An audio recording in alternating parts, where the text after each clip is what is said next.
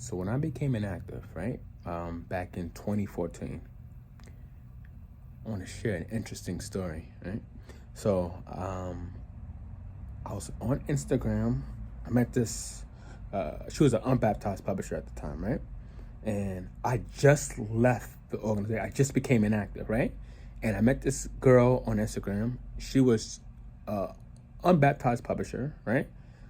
She was born and raised in an organization, but she left. She did her own thing for quite some time. She was a few years older than me, and she was trying to like take the organization serious. She was like trying to get baptized, right?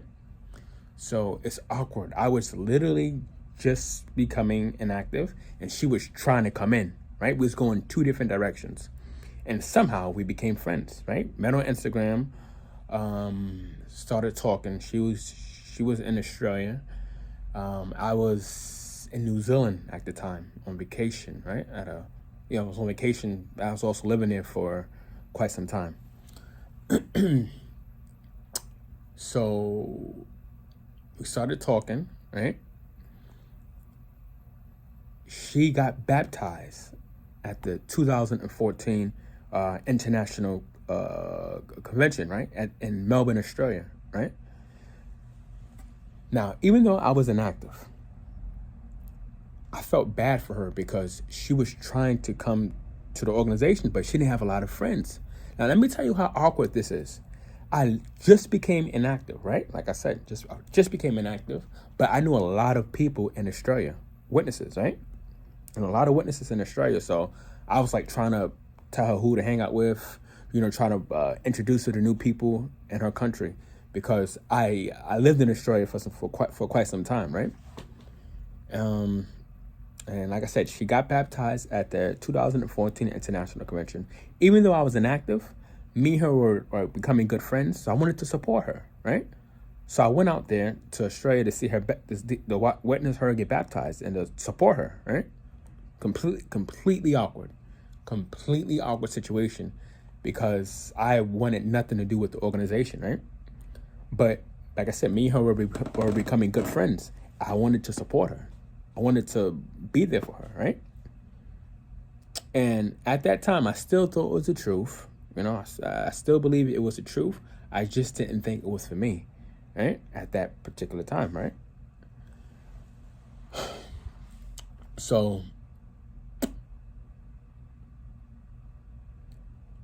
as time progressed, she got baptized that year, 2014.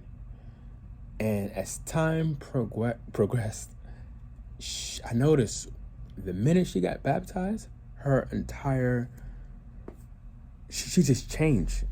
She changed completely, right? Before she got baptized, she was like a lovely, bubbly, non-judgmental person, super easy to get along with. Me and her could talk on the phone for hours about anything, right? But when she got baptized, when she dipped in that water, she changed for the worse. And this is what this organization does to people. When you become a baptized witness, it doesn't change you for the better. It changes you for the worse, because all your friends, before you get baptized, you know how that goes. You got to cut them off. Your friend, even your family, they're not witnesses. You don't really associate with them like that, right? So when she got baptized, she started, obviously, she's going to see me differently now, right? Because remember, I'm inactive. We was going two different directions. I was leaving the organization as time progressed, right? And she was getting stronger in the organization, right? She started to become a pioneer. She was only hanging out with witnesses, right? Her whole outlook, her whole viewpoint changed. And I'm surprised that me and her were friends for a good 3 years before we just stopped talking, right? I'm surprised it lasted that long. But yeah, I noticed she became more haughty, just more unloving, more judgmental. And the person that when I first met her, that person died, right? She wasn't the same person at all. And then she was giving parts on the stage, and it's like we just became strangers eventually. Because I wanted nothing to do with the organization. I wanted nothing to do with the organization, right? And she was getting deep in it. And I said to myself, wow, I saw her transform from someone who was so loving, so kind, so, like I said, non-judgmental, so bubbly, right? She was that person to begin with. The minute she got baptized, she became a pioneer, started giving parts on a platform and at conventions and assemblies. And she wasn't that person anymore. And she only wanted to associate with witnesses. And then eventually, me and her had nothing to talk about because her whole life was about the witnesses, right? And I was doing my thing out in the world. So of course of course the friendship was gonna cease to exist eventually, right? And that's what happened. But I'm just thinking about that recently. I was thinking how when you become a witness, it doesn't make you a better person. Because now, the minute you get baptized, now you're judging everyone. Everyone who's not a witness, you're like, the hell with them. You're like, the hell with them. You don't love people like you should love them. You only love your own people, your own kind. You only have love for other witnesses once you get baptized, right? So it doesn't make you a better person when you get baptized. When you're a witness, it don't make you a better person. It makes you more of a shallow person because now you're judging everyone you meet. And now you're being selective as to who you associate with, who you hang out with, right? Who you decide to love. And it's sad. It's sad how this organization, right? They claim that they have the true religion, but yet